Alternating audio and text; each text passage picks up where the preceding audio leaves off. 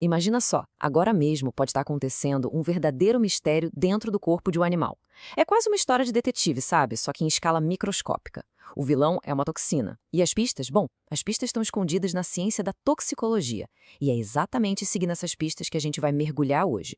Pois é, essa é a grande questão que vai guiar toda a nossa investigação. O que acontece passo a passo, desde o momento em que um veneno entra no corpo de um bicho até o diagnóstico final do veterinário? Para a gente entender essa jornada, primeiro a gente precisa conhecer o campo de batalha. E esse nosso campo de investigação é a toxicologia. É a ciência que basicamente decifra o que as substâncias químicas fazem de ruim nos animais. E olha, esse conhecimento é fundamental. Ele não só ajuda a salvar a vida de um pet, mas no fundo, também protege a nossa saúde, garantindo que a comida que vem do campo, por exemplo, seja segura.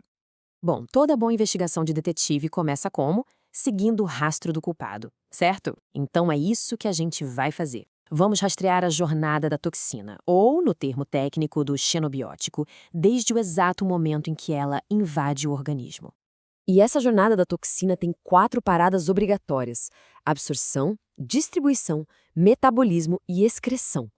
Pensa nisso como o nosso mapa do crime. Cada uma dessas etapas vai revelar uma pista essencial para a gente desvendar o caso. Então, a invasão começa com a absorção. A toxina pode entrar pela boca, pela pele ou até pelo ar que o animal respira. E aqui já tem um detalhe interessante: a idade do bicho muda tudo. Um filhote, por exemplo, pode absorver muito, mas muito mais chumbo pelo intestino do que um animal adulto. Uma vez dentro do corpo, a toxina pega uma carona na corrente sanguínea e sai viajando para todo lado. Ela é tão invasiva que consegue até cruzar barreiras que deveriam proteger o cérebro. Algumas substâncias, como a permetrina, são especialmente perigosas para gatos porque se acumulam direto no sistema nervoso, causando danos neurológicos terríveis. É aí que o corpo tenta reagir. O metabolismo age como uma fábrica de desintoxicação super sofisticada. Na fase 1, ele usa enzimas, como o citocromo P450, para modificar a toxina, meio que preparando ela para ser descartada. Já na fase 2, o corpo literalmente empacota essa toxina, deixando ela solúvel em água para que finalmente possa ser jogada fora pela urina. Mas e aqui que está o perigo? Essa fábrica pode cometer erros fatais. Pega o paracetamol, por exemplo. Um analgésico super comum pra gente, certo?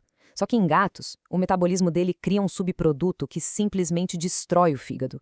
A grande lição aqui é que cada espécie é um universo diferente. O que é remédio para um pode ser um veneno mortal para outro. A última etapa dessa jornada é a excreção, a hora da expulsão da toxina. As principais saídas são a urina e as fezes, mas as substâncias também podem sair pelo leite, pela saliva. E é por isso que a toxicologia é tão importante para a saúde pública, sabe? Para garantir, por exemplo, que resíduos de antibióticos usados em uma vaca não cheguem até o leite que a gente consome. Beleza, a gente já seguiu todo o caminho da toxina, mas agora vamos ver o estrago que ela deixa para trás. Como é que uma substância química, na prática, agride o organismo? O ataque acontece basicamente de 3 maneiras. A toxina pode agir como uma chave falsa, se encaixando em receptores e ativando ou bloqueando funções vitais da célula. Ela também pode atacar diretamente a estrutura, tipo destruindo a parede da célula ou danificando o DNA. Ou então pode causar o chamado estresse oxidativo, que é como se ela soltasse um monte de faíscas que incendeiam a célula por dentro. E é nesse cenário de caos, com o corpo sob ataque, que entra em cena o nosso verdadeiro detetive, o médico veterinário. A partir de agora, o foco da investigação muda da toxina para as pistas que o paciente apresenta, pistas que podem salvar a vida dele. E a investigação começa com a ferramenta mais poderosa de todas, a anamnese. É uma conversa super detalhada com o tutor do animal. Cada pequena informação, cada detalhe compartilhado nesse momento pode ser a peça que faltava para desvendar todo o mistério. O interrogatório começa com perguntas que podem até parecer simples demais, mas que são cheias de intenção. Uma pergunta sobre a ração e como ela é guardada pode de repente apontar para uma contaminação por fungos que ninguém tinha percebido. E a investigação continua, mapeando todo o ambiente do animal. Ele tem acesso à rua? Aos produtos de limpeza que ficam embaixo da pia? Algum rio ou lago por perto? Cada resposta vai fechando o cerco e ajudando a encontrar o verdadeiro culpado. Depois da conversa, vem um exame físico.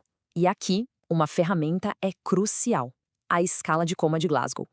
Ela é usada para avaliar o nível de consciência do paciente, com uma pontuação que vai de 3, que é o pior cenário possível, até 15, que é o estado normal. E o que esses números significam na prática? Bom, se a pontuação fica entre 3 e 8, o caso é gravíssimo e exige uma ação imediata, como intubar o animal. Se for de 9 a 12, o estado é moderado, mas o monitoramento tem que ser intenso. E de 13 a 15, o quadro é mais leve. Essa escala é basicamente um guia rápido que ajuda a tomar as decisões mais críticas na emergência.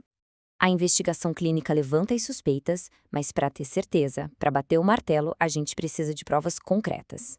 E é por isso que a gente vai para a fase final da investigação, a análise no laboratório.